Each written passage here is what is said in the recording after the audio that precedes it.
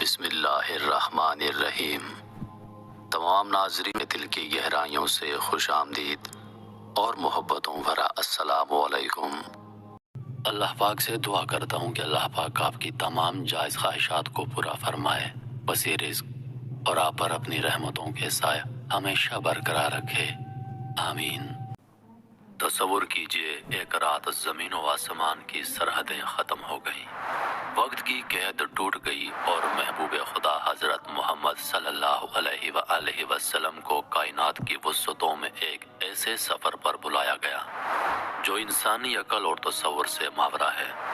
مکہ مکرمہ سے بیت المقدس، پھر وہاں سے 7 آسمانوں کی بلندیوں تک اور آخرکار اللہ کے خاص قرب تک پہنچنے والا یہ سفر واقعہ معراج کہلاتا ہے، جو حضور علیہ الصلوۃ والسلام کی زندگی کا ایک منفرد اور معجزاتی واقعہ ہے۔ یہ ایک رات کا سفر تھا، مگر اس کی اہمیت رہتی دنیا تک قائم رہے گی۔ براق کی تیز رفتار سواری، بیت المقدس میں تمام انبیاء کی امامت، آسمانوں پر انبیاء کرام سے ملاقاتیں، جنت و دوزخ کے مناظر کا مشاہدہ اور آخر میں اللہ تعالیٰ سے قربت و ہم کلامی، یہ سب کچھ ایسا ہے جو ایمان والوں کے دلوں کو روشنی اور یقین سے بھر دیتا ہے۔ واقعہ معراج ایک عظیم و شان معجزہ ہے جو اللہ تعالیٰ نے اپنے محبوب حضور علیہ الصلوۃ والسلام کو عطا فرمایا۔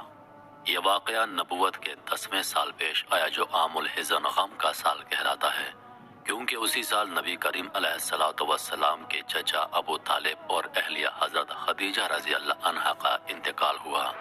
یہ وقت حضور پاک علیہ الصلوۃ والسلام کے لیے بہت مشکل تھا، کیونکہ اہل مکہ کے سرداروں نے بھی ان پر ظلم و ستم کے پہاڑ توڑ دیے تھے۔ اس واقعے کا مقصد حضور علیہ الصلوۃ والسلام کو غموں سے تسلی دینا، اللہ تعالیٰ کی قربت کا شرف بخشنا اور ان کو امت کے لیے اہم احکامات و ہدایت عطا کرنا تھا، جن میں سے نماز کا اہم تحفہ بھی شامل ہے۔ حضور پاک کو مکہ مکرمہ سے بیت المقدس تک براق کے ذریعے رات کے وقت لے جایا گیا۔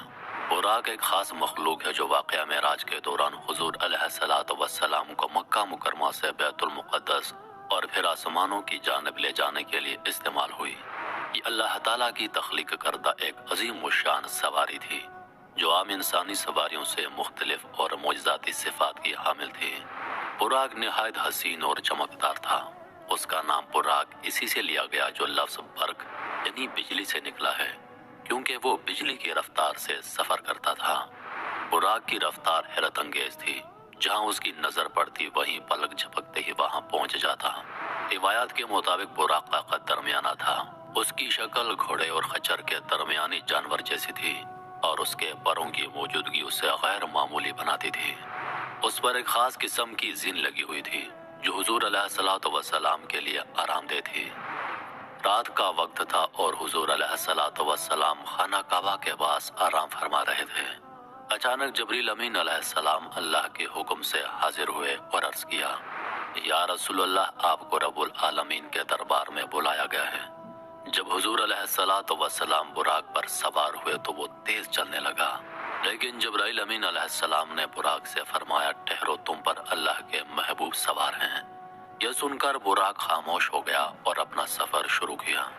سفر کا پہلا پڑاؤ مدینہ منورہ تھا، جو اس وقت یثرب کہلاتا تھا۔ جبرائیل امین علیہ السلام نے کہا، یہ وہ مبارک زمین ہے جہاں آپ ہجرت کریں گے اور یہ آپ کا دائمی مقام بنے گا۔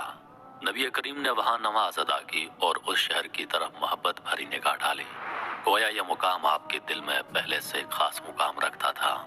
اگلا پڑاؤ طور سینا تھا، جہاں حضرت موسیٰ علیہ السلام نے اللہ سے کلام کیا تھا۔ جبرائیل علیہ السلام نے فرمایا، یہ وہ مقدس جگہ ہے جہاں موسیٰ علیہ السلام کو تورات عطا کی گئی۔ حضور علیہ الصلوۃ والسلام نے یہاں بھی 2 رکعت نماز ادا کی اور اس جگہ کی عظمت کو یاد کیا۔ یہ مقام اللہ کی قدرت اور انبیاء کی اطاعت کی علامت تھا۔ سفر جاری رہا اور براق بیت لحم کے قریب رکا، جہاں حضرت عیسیٰ علیہ السلام کی ولادت ہوئی۔ جبرائیل علیہ السلام نے فرمایا، یہ وہ جگہ ہے جہاں عیسیٰ ابن مریم نے اپنی پہلی سانس لی تھی۔ نبی کریم نے یہاں بھی نماز ادا کی اور یہ جگہ عیسیٰ علیہ السلام کی معجزاتی پیدائش کی یادگار بن گئی۔ راستے میں حضور نے مختلف حیرت انگیز مناظر دیکھے۔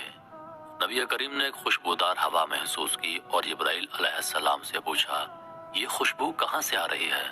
جبرائیل علیہ السلام نے فرمایا یہ خوشبو فرعون کی بیوی آسیہ اور مشاطہ کی ہے، جنہوں نے اللہ کے دین پر استقامت دکھائی اور فرعون کے مظالم کے خلاف صبر کیا۔ نبی کریم نے راستے میں دیکھا کہ ایک شخص انہیں کھانے کی دعوت دے رہا ہے، لیکن وہ کھانے میں مصروف تھا۔ جبرائیل علیہ السلام نے وضاحت کی، یہ دنیا کی مثال ہے جو انسان کو اپنی طرف راغب کرتی ہے، لیکن جو اسے قبول کرتا ہے وہ اپنی آخرت کو بھلا دیتا ہے۔ بالآخر براق بیت المقدس پہنچا۔ یہ وہی مقام تھا جہاں حضرت سلیمان علیہ السلام نے عظیم عبادت گاہ تعمیر کی تھی۔ حضور نے مسجد اقصی میں داخل ہو کر اللہ کے حکم سے 2 رکعت نماز ادا کی۔ حضور نے دیکھا کہ تمام انبیاء کرام صف بستہ کھڑے ہیں۔ جبرائیل علیہ السلام نے اعلان کیا، یا رسول اللہ، آپ تمام انبیاء کے امام ہیں، آگے بڑھیں اور نماز کی امامت کریں۔ یہ ایک غیر معمولی لمحہ تھا جس میں حضور کو تمام انبیاء کا سردار اور رہنما تسلیم کیا گیا۔ اس امامت نے نبوت کی عالمگیریت اور نبی کریم کی فضیلت کو ظاہر کیا۔ بیت المقدس کے مقام پر نبی کریم کا سفر اسراء اپنے عروج کو پہنچا۔ یہ وہ مقام تھا جہاں نبی کریم کو زمین سے آسمانوں کی جانب لے جانے کی تیاری مکمل ہوئی۔ بیت المقدس کا یہ مرحلہ اس سفر کا اختتام نہیں بلکہ ایک نئی روحانی بلندی کا آغاز تھا۔ جبرائیل علیہ السلام نے بتایا، اب آپ کو زمین کی حدوں سے پرے 7 آسمانوں اور پھر اللہ کے قرب میں لے جایا جائے گا۔ یہ ایک غیر معمولی سفر تھا جس میں حضور نے اللہ کی عظمت کے مظاہر، انبیاء کرام سے ملاقاتیں، جنت اور دوزخ کے مناظر اور کائنات کی حقیقتوں کا مشاہدہ کیا۔ جبرائیل علیہ السلام حضور پاک کو لے کر پہلے آسمان پر پہنچے۔ وہاں دروازے پر دستک دی گئی۔ فرشتے نے پوچھا، کون ہے؟ جبرائیل علیہ السلام نے جواب دیا، میں جبرائیل ہوں اور یہ اللہ کے رسول محمد ہیں۔ دروازہ کھولا گیا اور حضور پاک کا استقبال کیا گیا۔ پہلے آسمان پر حضرت آدم علیہ السلام سے ملاقات ہوئی۔ جبرائیل علیہ السلام نے حضرت آدم علیہ السلام کا تعارف کروایا، یہ آپ کے جد امجد حضرت آدم ہیں۔ حضرت آدم علیہ السلام نے حضور کو سلام کیا اور فرمایا، مرحبا اے نیک بیٹے اور نیک نبی۔ حضور پاک نے دیکھا کہ حضرت آدم علیہ السلام اپنے دائیں اور بائیں جانب دیکھ رہے ہیں۔ جب وہ دائیں جانب دیکھتے تو خوش ہو جاتے اور جب بائیں جانب دیکھتے تو غمگین ہو جاتے۔ جبرائیل علیہ السلام نے وضاحت کی، دائیں جانب جنت میں جانے والے ان کی اولاد ہیں اور بائیں جانب دوزخ میں جانے والے ان کی اولاد ہیں۔ دوسرے آسمان پر حضرت عیسیٰ علیہ السلام اور حضرت یحییٰ علیہ السلام سے آپ کی ملاقات ہوئی۔ دوسرے آسمان پر بھی دروازہ کھٹکھٹایا گیا اور اجازت طلب کی گئی۔ فرشتے نے دروازہ کھولا اور حضور علیہ السلام کا استقبال کیا۔ یہاں عیسیٰ علیہ السلام اور یحییٰ علیہ السلام سے ملاقات ہوئی۔ دونوں انبیاء نے حضور کو سلام کیا اور فرمایا، مرحبا اے نیک بھائی اور نیک نبی۔ تیسرے آسمان پر حضور نے حضرت یوسف علیہ السلام سے ملاقات کی۔ حضرت یوسف علیہ السلام نے حضور کا استقبال کیا اور فرمایا، مرحبا اے نیک بھائی اور نیک نبی۔ حضور پاک نے حضرت یوسف علیہ السلام کی غیر معمولی حسن و جمال کو دیکھا۔ جبرائیل علیہ السلام نے فرمایا، حضرت یوسف علیہ السلام کو حسن کا ایک بڑا حصہ عطا کیا گیا ہے۔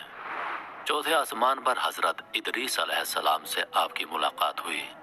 حضرت ادریس علیہ السلام نے حضور کا استقبال کیا اور فرمایا، مرحبا اے نیک بھائی اور نیک نبی۔ پانچویں آسمان پر حضرت ہارون علیہ السلام سے ملاقات ہوئی۔ حضرت ہارون علیہ السلام نے حضور کو سلام کیا اور فرمایا، مرحبا اے نیک بھائی اور نیک نبی۔ چھٹے آسمان پر حضرت موسیٰ علیہ السلام موجود تھے۔ حضرت موسیٰ علیہ السلام نے حضور پاک کا استقبال کیا اور فرمایا، مرحبا اے نیک بھائی اور نیک نبی۔ موسیٰ علیہ السلام حضور پاک کو دیکھ کر رونے لگے۔ جب حضور پاک نے رونے کی وجہ پوچھی تو موسیٰ علیہ السلام نے کہا، میں اس بات پر رو رہا ہوں کہ ایک نوجوان نبی کو مجھ سے زیادہ امت کی رہنمائی کے لیے منتخب کیا گیا ہے اور ان کی امت میری امت سے زیادہ ہوگی۔ ساتویں آسمان پر حضرت ابراہیم علیہ السلام سے آپ کی ملاقات ہوئی۔ حضرت ابراہیم علیہ السلام نے حضور پاک کو خوش آمدید کہا اور فرمایا، مرحبا اے نیک بیٹے اور نیک نبی۔ حضور پاک نے دیکھا کہ ابراہیم علیہ السلام بیت المعمور کے ساتھ بیٹھے ہیں۔ بیت المعمور ایک جنتی عبادت گاہ ہے جہاں فرشتے عبادت کرتے ہیں۔ جبرائیل علیہ السلام نے بتایا، ہر روز 70,000 فرشتے یہاں عبادت کرتے ہیں اور دوبارہ ان کی باری نہیں آتی۔ ساتویں آسمان کے بعد حضور پاک کو سدرۃ المنتہا تک لے جایا گیا، جو مخلوقات کے لیے آخری حد ہے۔ جبرائیل علیہ السلام رک گئے اور فرمایا، یا رسول اللہ، میں اس سے آگے نہیں جا سکتا کیونکہ اس مقام پر صرف آپ کو اجازت ہے۔ حضور پاک علیہ السلام اللہ تعالیٰ کے خاص قرب میں پہنچے، جہاں اللہ تعالیٰ نے نماز کا تحفہ عطا کیا۔ ابتدا میں 50 نمازیں فرض کی گئیں، لیکن موسیٰ علیہ السلام کے مشورے پر حضور پاک نے اللہ سے تخفیف کی دعا کی۔ آخرکار نمازوں کی تعداد 5 ہو گئی، لیکن ان کا اجر 50 کے برابر ہوگا۔ معراج کا سب سے اہم نتیجہ یہ تھا کہ اللہ تعالیٰ نے حضور پاک علیہ السلام اور ان کی امت کے لیے 5 وقت کی نماز کو فرض قرار دیا۔ یہ نماز اللہ تعالیٰ سے قربت کا بہترین ذریعہ اور امت مسلمہ کے لیے روحانی تربیت کا اہم ذریعہ ہے۔ معراج کے دوران حضور پاک نے تمام انبیاء کرام کی امامت کی، جو اس بات کا اعلان تھا کہ حضور پاک تمام انبیاء کے سردار ہیں۔ معراج کے واقعے کے بعد جب حضور پاک علیہ السلام نے قریش مکہ کو اس سفر کی تفصیلات بتائیں تو بہت سے لوگوں نے اس پر یقین نہ کیا۔ مشرکین نے اس بات کا مذاق اڑایا اور بعض کمزور ایمان والے لوگ گمراہ ہو گئے۔ تاہم اہل ایمان، خاص طور پر حضرت ابوبکر صدیق رضی اللہ عنہ نے فوراً اس کی تصدیق کی۔ اسی وجہ سے انہیں صدیق کا لقب ملا۔ یہ واقعہ ایمان والوں کے لیے ایک آزمائش بن گیا، جس میں ثابت قدم رہنے والوں کا ایمان مضبوط ہوا۔ یہ واقعہ اس بات کا ثبوت ہے کہ اللہ تعالیٰ کی قدرت لامحدود ہے۔ حضور پاک علیہ السلام کو جسم اور روح سمیت زمین سے آسمانوں تک لے جانا اور اتنے عظیم مناظر دکھانا اللہ کی بے پناہ طاقت کا مظہر ہے۔ یہ واقعہ معراج حضور پاک علیہ السلام کے لیے ایک روحانی تسکین اور تسلی کا ذریعہ تھا۔ اللہ تعالیٰ نے معراج کے ذریعے اپنے محبوب کو اپنی قربت اور محبت کا عملی مظاہرہ دکھایا، تاکہ آپ کو تسلی ہو کہ اللہ ان کے ساتھ ہے۔ واقعہ معراج کا سب سے بڑا پیغام یہ ہے کہ اللہ تعالیٰ اپنی مخلوق سے محبت کرتا ہے اور انہیں کامیابی کے راستے پر چلانا چاہتا ہے۔ معراج نے حضور پاک علیہ السلام کی عظمت کو ظاہر کیا، امت کو نماز کا عظیم تحفہ دیا اور ایمان والوں کے لیے ایک گہری روحانی رہنمائی کا سبب بنا۔ انہی لفظوں کے ساتھ اجازت چاہوں گا، اس امید کے ساتھ کہ سانسوں نے وفا کی تو اگلی بار ایک اور ویڈیو لے کر آپ کی خدمت میں حاضر ہوں گا۔ تب تک کے لیے خدا حافظ۔ اللہ پاک آپ سب کا حافظ و نگہبان۔